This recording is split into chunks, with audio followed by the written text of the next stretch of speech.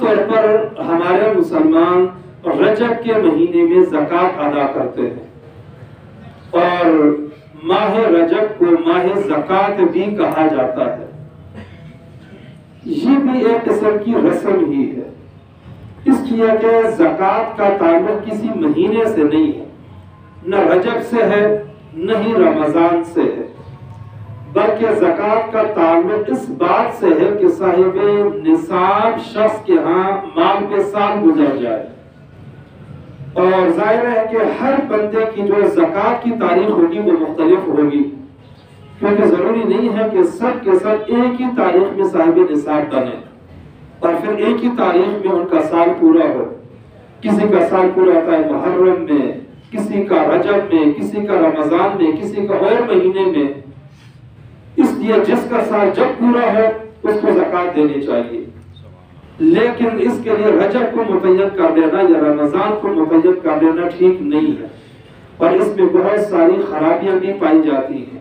مثلا کسی کا سال پورا ہوتا ہے ربیع الاول میں اور وہ ربیع الاول میں زکوٰۃ نہیں دیتا، ماہ رجب میں جا کر دیتا ہے، تو ربیع الثانی، جمادی الاولی، جمادی الثانی 3 مہینے تاخیر کر رہا ہے، اور اس طرح فرض میں تاخیر کرنا گناہ والی بات ہے۔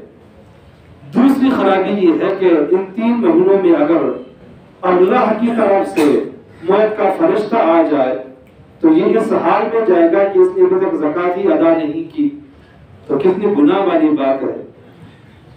تیسری خرابی اس میں یہ بھی ہے، ہو سکتا ہے کہ ربیع الاول میں اس کے پاس رقم زیادہ ہو اور رجب کے مہینے میں وہ رقم کم ہو جائے۔ فرض کریں کہ 1 کروڑ روپیہ تھا تو اس کی زکوٰۃ بنتی ہے 2.5 لاکھ روپے، اب 3 مہینے کے بعد وہ کروڑ نہیں ہے بلکہ 80 لاکھ بچ گئے، تو اس طرح 20 لاکھ کی وہ زکوٰۃ نہیں دے سکا، حالانکہ اس کی زکوٰۃ کو اس پہ فرض تھی۔ تاخیر کرنے میں یہ اتنی بڑی خرابی پائی جاتی ہے۔ ایک خرابی یہ بھی ہے کہ اگر ہم صرف رمضان میں ہی زکوٰۃ دیں یا ماہ رجب میں ہی زکوٰۃ دیں تو ایک ہی مہینے میں زکوٰۃ دینے والے بہت سارے نکل آتے ہیں اور مستحقین کی بہت امداد تو ہو جاتی ہے، لیکن پورا سال وہ غریب بیچارہ کیا کرے گا؟ اس لیے مہینے کی تخصیص کرنا ٹھیک نہیں ہے، حتیٰ کہ شریعت میں قسطوں میں بھی زکوٰۃ دینے کی گنجائش ہے، اور وہ اس طرح کی آئندہ کی جو زکوٰۃ ہے ابھی سے دینا شروع کر دے۔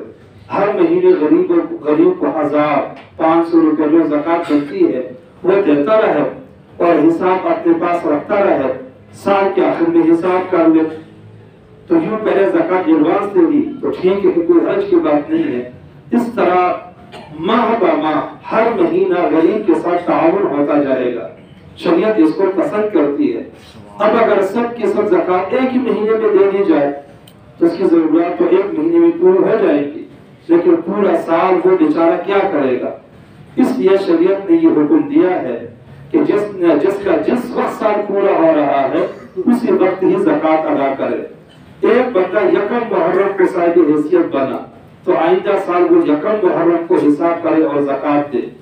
کوئی صاحب نصاب بنا ہے ذوالحجہ کے مہینے میں، آئندہ سال وہ ذوالحجہ کے مہینے میں زکوٰۃ ادا کرے۔ کسی اور مہینے میں صاحب نصاب بنا ہے تو اس مہینے میں ہی زکوٰۃ ادا کرے۔ خاص طور پر رجب ہی کی تعین کرنا اور رجب کا ہی انتظار کرنا اور پھر رجب میں زکوٰۃ دینا یہ شرعاً ٹھیک نہیں ہے، اس میں بہت ساری خرابیاں اور خامیاں اور مفاسد پائے جاتے ہیں۔ رجب کے مہینہ کی فضیلت تو پہلے بیان ہو چکی ہے کہ رجب کا مہینہ 4 مہینے جو حرمت والے ہیں ان میں سے ایک مہینہ ہے، یہ انتہائی عظمت کا مہینہ ہے۔ پھر خاص طور پر مشہور قول کے مطابق اس مہینے میں آپ صلی اللہ علیہ وسلم کو معراج نصیب ہوا۔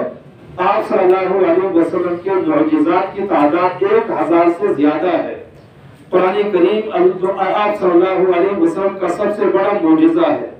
ایک معجزہ آپ صلی اللہ علیہ وسلم کے معراج کا واقعہ بھی ہے کہ اللہ تبارک و تعالیٰ نے آپ کو مکہ مکرمہ سے بلایا، بیت المقدس آپ گئے، وہاں انبیاء کی امامت کی، اور اس کے بعد آپ نے ساتوں آسمانوں کی سیر کی اور ہر آسمان پہ کسی نہ کسی نبی سے ملاقات ہوئی، اور پھر اس کے بعد آپ نے جنت اور جہنم کی بھی سیر کی، وہاں بڑے عجیب و غریب قسم کے مناظر دیکھے۔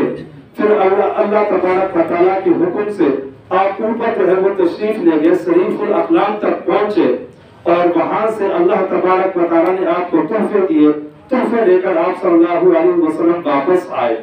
یہ سارا کا سارا سفر رات کے تھوڑے سے حصے میں ہوا، اسی کو معراج کہا جاتا ہے۔ یہ آپ صلی اللہ علیہ وسلم کے معجزات میں سے ایک بہت بڑا معجزہ ہے۔